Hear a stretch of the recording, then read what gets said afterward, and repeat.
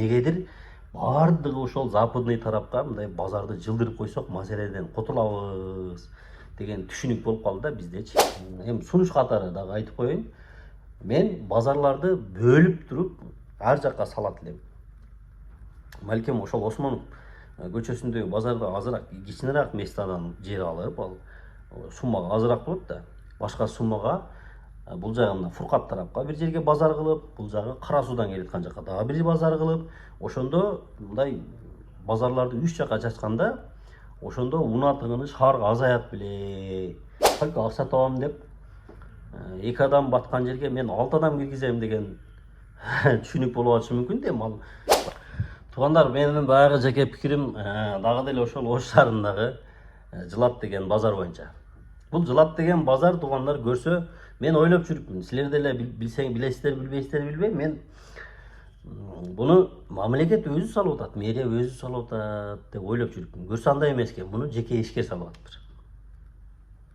Эми жеке ишкер дегенде жекечиликте каршылык жок, бирок жеке ишкер дегенде менде мындай түшүнүк бар да. Жеке ишкер мамлекетке караганда жакшы салат. Ал себеби ошол жерден акча табайын, ошол жерден байыйын, ошол жерден мындай болуп кетейин деп ишти кылат деп ойлоп туруп, мен жеке ишкерлерди сонун кылып салат деп элестетим. Бирок андай эмес да. Бирок мына базар мен жеке пикиримде заман талабына жооп бербейт. Мен о башында эле мурдагы мэрдин убагында деле айткам, ошондо деле жаман көргөндөр болгон.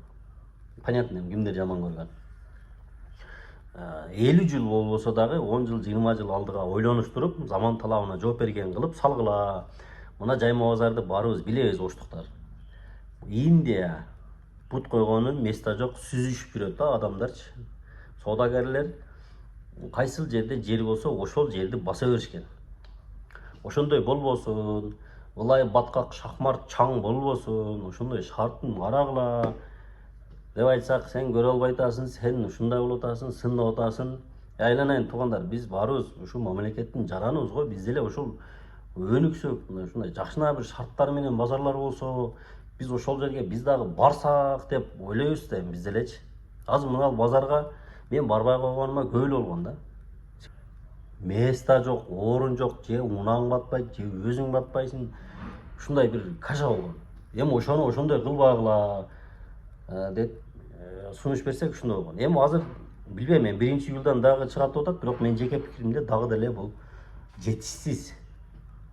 Муну вообще проектини мындай өздөрүнүн башы жетпесе, мына Бишкекте салып аткан базарчылардын проектилерин караш керек да. Кандай салган, шарттар кандай болот? Базарда жүрбөгөн, балким акчасы бар эле бирөө салып атабы деп ойлойм, жеке ишкер болсочу. Мына болот да деп элечи. Тооканага окшотуп салбагыла да, сураныч. Жакшы кылып салгыла, элге шартты түзүп бергиле, местасын кенен бергиле. Соодагерлер, мен ойлойм, соода кылгандар ал арендасын көбүрөөк кылсаңар, арендасын деле берет. Болгону буларга шарт берсин. Азыркы мына силер берип аткан базарда соодагер өзү батса товар батпайт, товар батса өзү батпайт. Капош жок, ачык ошол. Башка шарттарын айтпай эле койду. Ошол. Анан кийинки маселе, азыркы пикирим билдирейин деп аткан маселенин бири бул Келечек базар. Келечек базары жайма базардан өзүнчө отдельный курулган жеке менчик базар. Ал жерде өзүнүн унаа токтотчу жайлары дагы бар. Анан алар дагы ишкерлерге кирет. Келечек базарынын соодагерлери эч кандай эскертүүсү жок туруп, кече интернеттен окуп, анан вице-мэр барып, булар ошого наразы болуп атат. Вице-мэр келип, уведомление неге бербешти бизге? Алдын ала бербейбиле? Келип эле давай эртең 1-июлдан чыккыла деп эме кылып атат дейт. Анан контейнерлерди алып чыгып кеткиле дейт. Булардын наразы болгону, биз ошол базарды сатып алганбыз, үйлөрүбүздөн бери сатып алганбыз дагы. Анан эми азыр жаңы базарга көчкүлөсүңөр дагы ошол жерге барып $10,000 баштап дагы месте сатып аласыңар. Февралдан бери өзү мэр жооп чакырбады, келишпеди. Анан кече вице-мэрлер барышты дагы, интернеттен көрдүк, түштөн кийин барышты дагы. 1 ай срок 1 айдын ичинде көчүп кетесиңер деди. Эмнеге көчүп кетебиз? Үйдө ал Жаңы базардан барып, местаны 10 000 доллардан и выше сатып аласыңар деди. А биз бул жерден акчага сатып алганбыз да десек, бул жерге жерге эмесиңер, контейнерди көтөрүп кетесиңер деди. То есть получается, биздин оюбузду эсептеп эле ал жака барып базар менен неметип кетесиңер. А эмненин негизинде десек, депутаттардын постановлениясы бар, шаардын чекеге чыгыш керек дейт. Пробка создавать. Кечирип кой, бирок Бишкекте де борбордук базарлар бар, Аламедин бар, Мадина бар, башкалары бар. Биздин мисалы үчүн келечекте пробка жаратасыңар дейт. Келечектин канча гектар немеси бар? Парковкасы бар. Анан пробканы десе, жолду кеңейтебиз десе, уже арка курулган, буту талтайта албайт, эки жака жолду кеңейте албайт. Келечекти жылдырабыз деп атышат. Жылдырса, бизде эмнеге ушуга чейин уведомление бербеди? Анан бул жерде бардык элде мында азыр эми жалган эмес, бардыгыбыз эле кредитибиз бар. Биз деген жеке ишкербиз, биз ошончо налог төлөйбүз биз деле. Президентибиздин сөзү бар, жеке менчиктерге тийишпегиле, биз силер менен байып кетпейбиз жылдырып деген сөздөрү бар. Кызыл сызыкка чыкпагандан кийин биз жеке ишкербиз, биз да үй бүлө багып атабыз. 1200 ишкер бар экен. Биз бүгүнкү келгенибиздин себеби мындай урушалы, талашайлы, бийликке каршы чыгайлы деген неме максатыбыз жок, ниетибиз жок.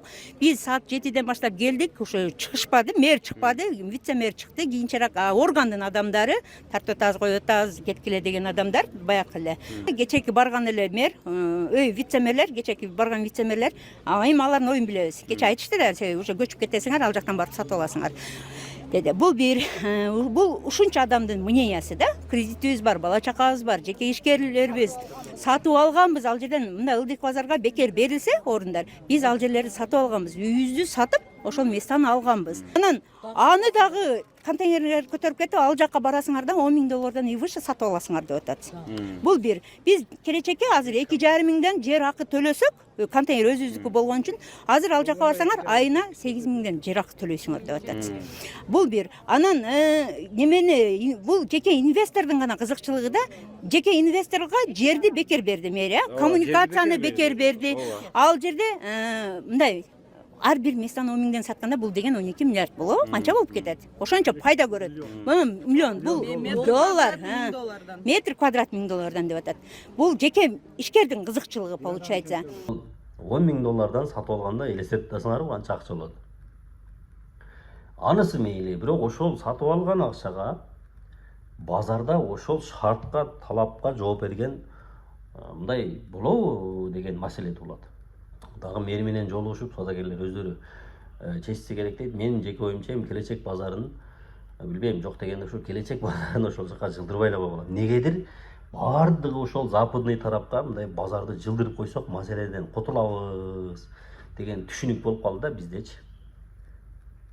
Мен андай эмес, мына жерде унатыгынды, келечектеги унатыгынды жоёбуз деп атышат да буларчы.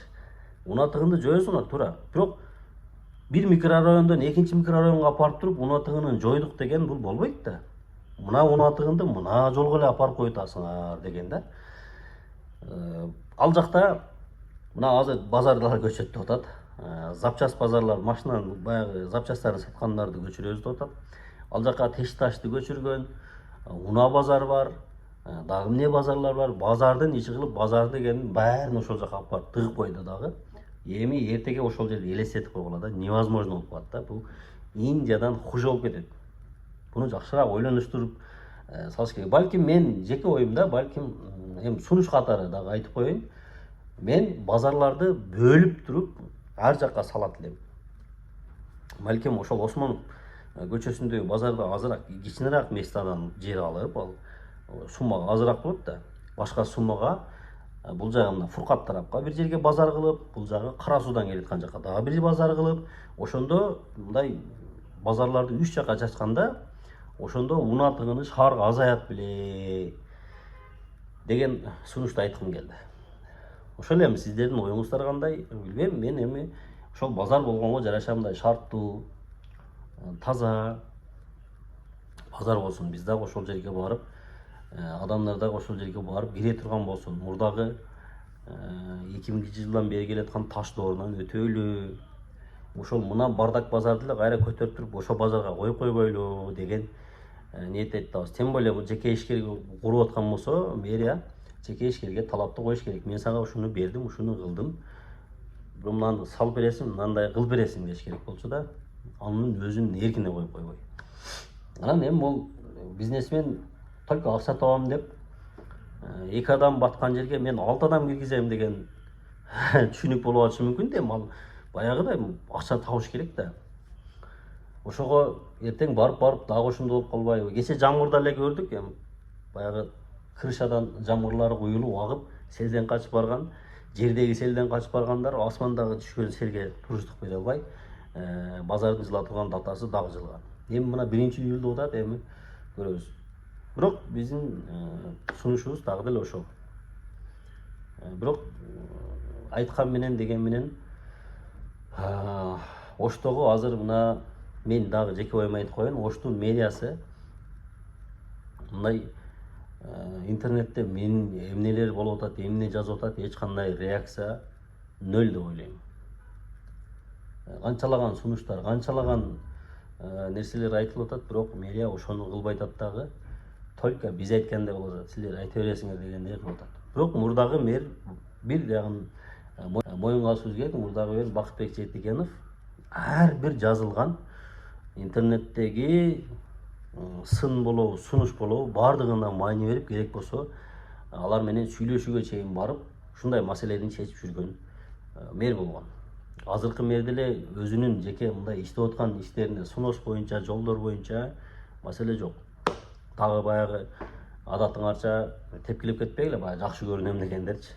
Биздин маселе ошондой, биз мэрге өзүбүздүн жеке пикирибизди айтып, жергиликтүү бийликке өзүбүздүн сунушубузду айтып, биз иштетип, шаарыбызды гүлдөтүп калышыбыз керек.